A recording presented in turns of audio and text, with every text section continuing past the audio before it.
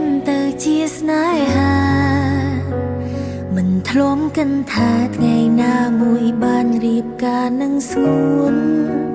បងចូលក្នុងជីវិតអូនយើងក៏វិវត្តខ្លួនរួងនៅខ្វាំងគ្នាមិនបានមិនត្រឹមតែពីស្រឡាញ់ទង្វើបងប្រាប់ច្បាំងលើលោកនេះបងជាបុរសដែលអូនប្រាថ្នាបងជាស្វាមីដ៏ល្អបេងដូងមានមេត្តារៀមរាអូនពិតមានសំណាងអូនអរគុណដែលធ្វើជាមនុស្សនៃជីវិតអូននៅក្បែរស្ងួនអូនលែងបារម្ភលែងខ្លាចជីវិតដែលឯកាបងទុំអូនជាមនុស្សទីមួយគ្រប់គ្រងយ៉ាងតាមអូនត្រូវការពាក្យសន្យាលុះសូនសង្ខារមិនប្រែ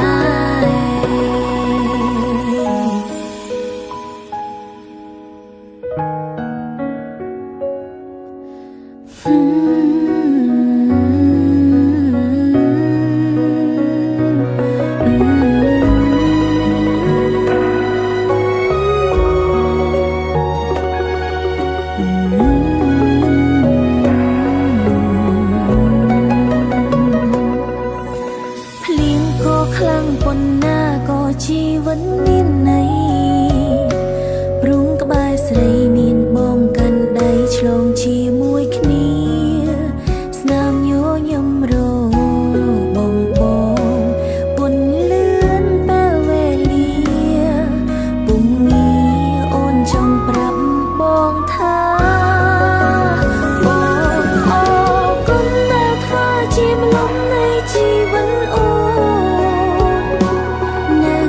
ស្ងួនអូនលែងបារម្ភលែងខ្លាចជីវិតដែលឯកា